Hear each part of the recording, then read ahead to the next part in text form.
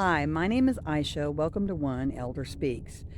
This is part 3 of 3 parts, and this should wrap it up. So let's get started.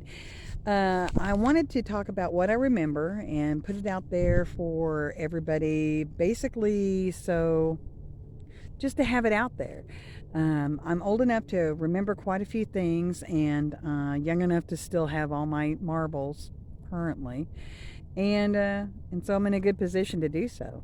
And I especially wanted to do this for those who had been born in the 80s and the 90s and the 2000s, to kind of give them hopefully some perspective. If you haven't watched the other 2 parts, go back and watch those first, and we'll pick up where we stopped, where we left off.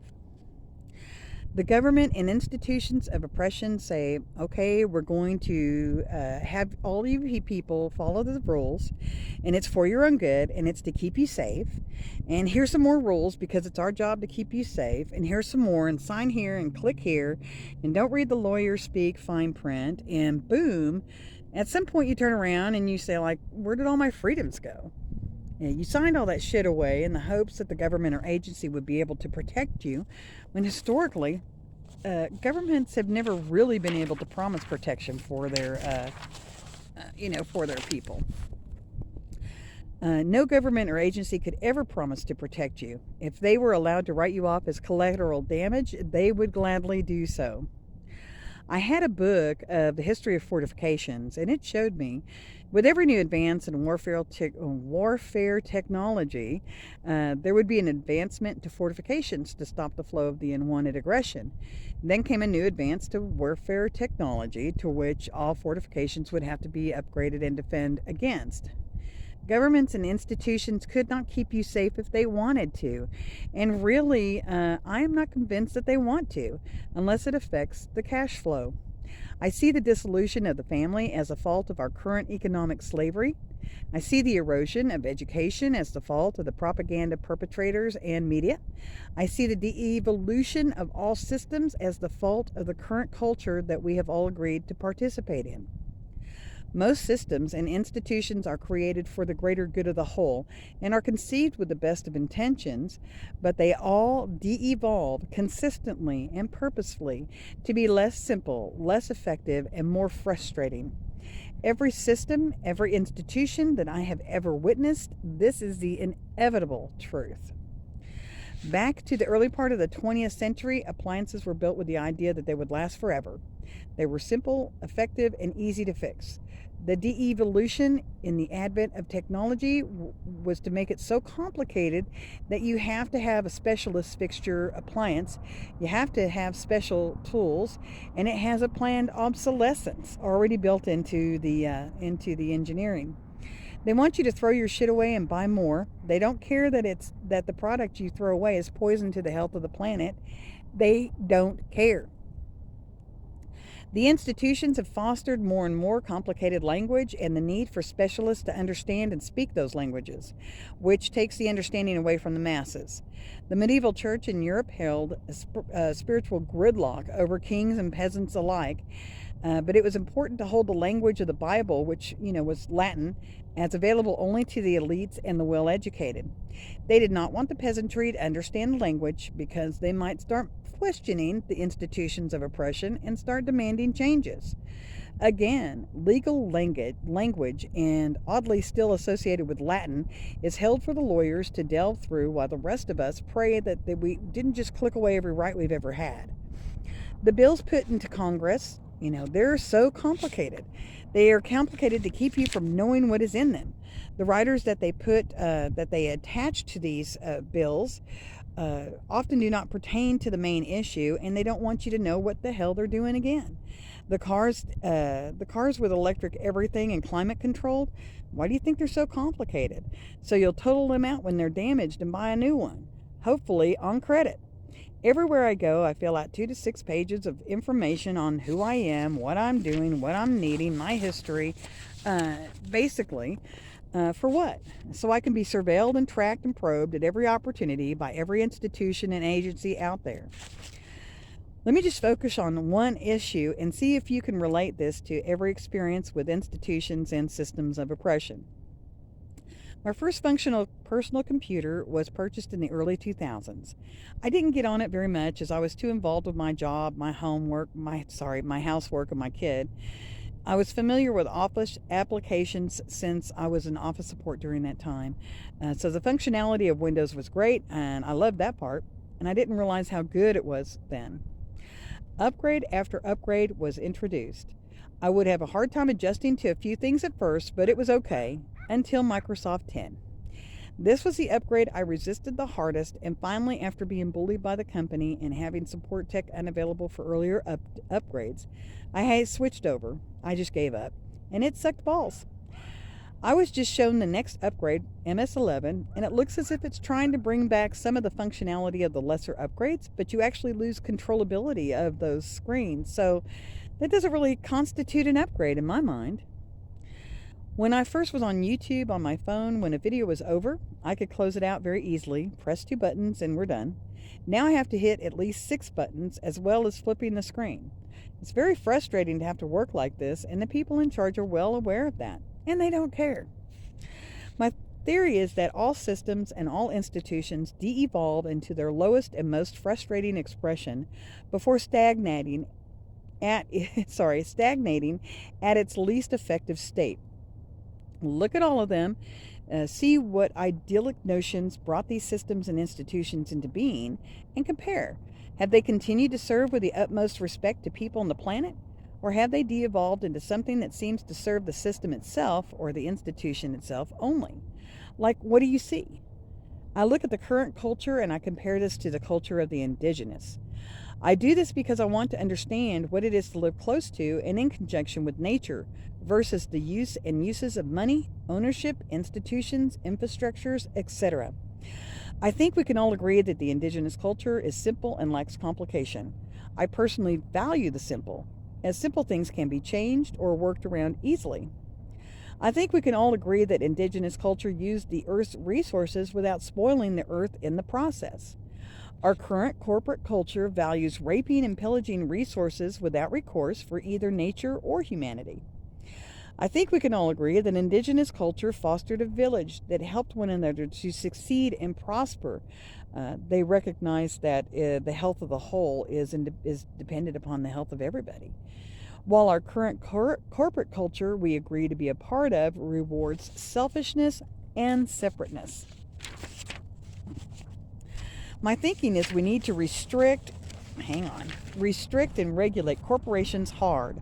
A simple and effective way to do that would be to insist that all financial books are open to the public for perusal and scrutiny.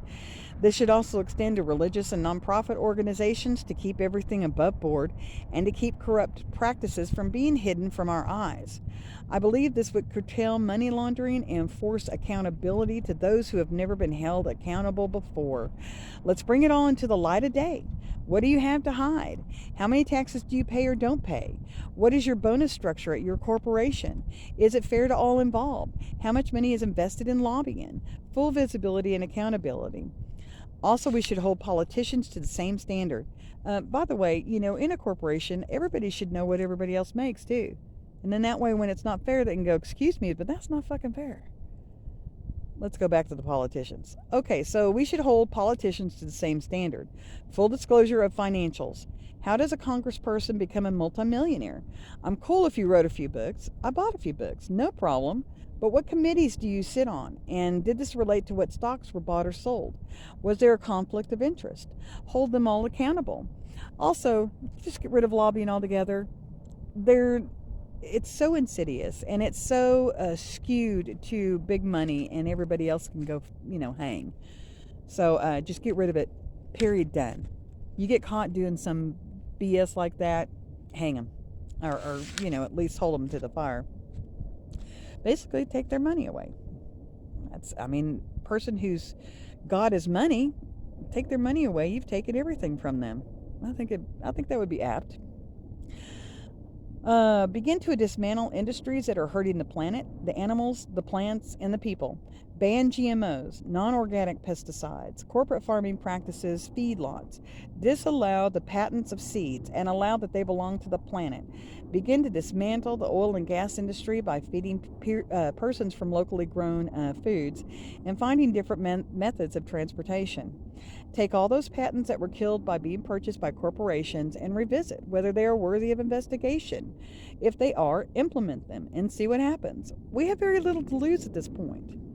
When the company Chipotle was gaining a huge audience of interest regarding the practices of buying produce locally and serving a great meal, they began to get the notice of the food processing and food transport conglomerates. Then all of a sudden, at around the same time, a whole bunch of stores around the country had issues of, I think it was like salmonella or, some sort of cross-contamination, the kind of stuff where, something's in the lettuce that shouldn't be. And poisoning their customers.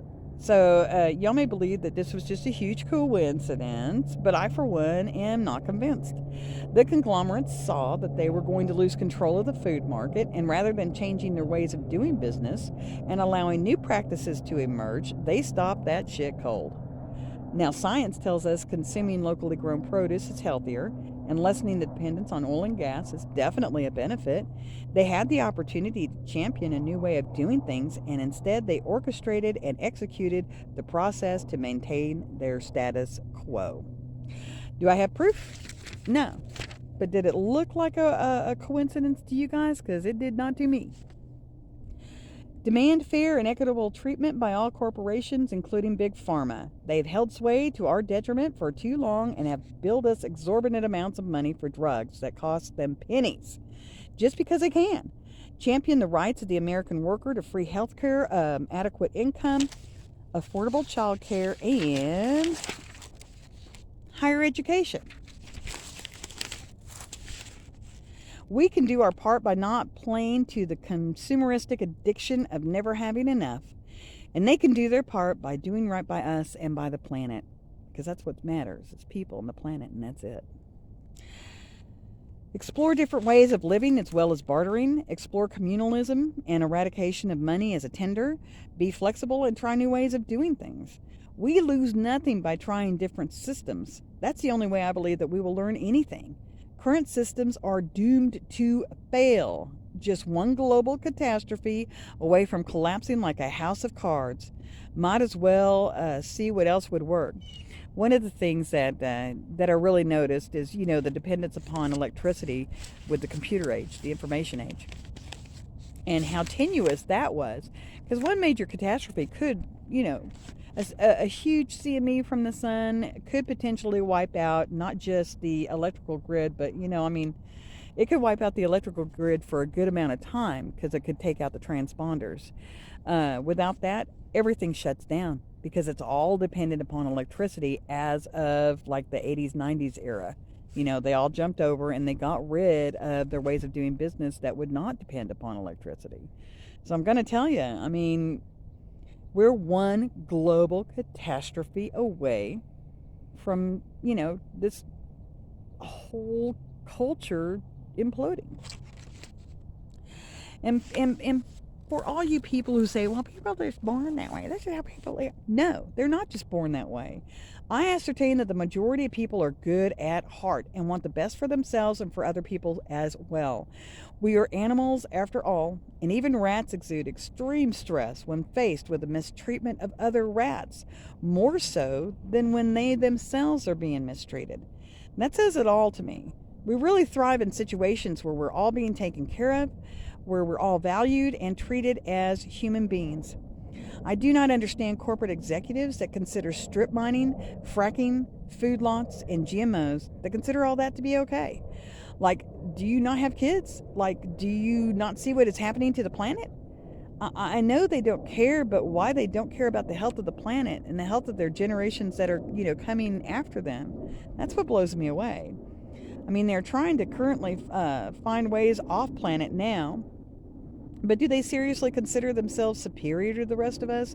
And we can all just sit here and die and while they enjoy life someplace else? As long as they're taken care of, fuck everybody else? Is that how that goes? Is that okay? Okay, I'm done now. I hope this gave you a little insight to all the interesting things I have witnessed and explored, and I hope it gives you a little bit of perspective that maybe you may not have had. I hope this is inspiring you to do your own research, to ask your own questions, to gain more knowledge, so we can start looking at ways to change the current culture into a healthy and thriving system. I know we can. We just have to commit to trying. Thanks for listening to my rant. I hope the best for each and every one of us. I may be too close to this camera. I hope that the very best for each and every one of us. I know that not only that we can do it, but eventually we will have to, because I don't think that for any minute that this stuff is going to continue as it is and be okay. I don't think that at all. And I'm ready for a change, and so are the generations that are out there. The younger generations, they're really fed up, and they should be. They don't see any kind of future for themselves, and I don't see any kind of future for them either. So we have to change things. We have to find different ways moving forward. I'm going to end this right here. This is, I appreciate you even listening to any of this crap. Y'all take care, and we'll talk to you later. Bye.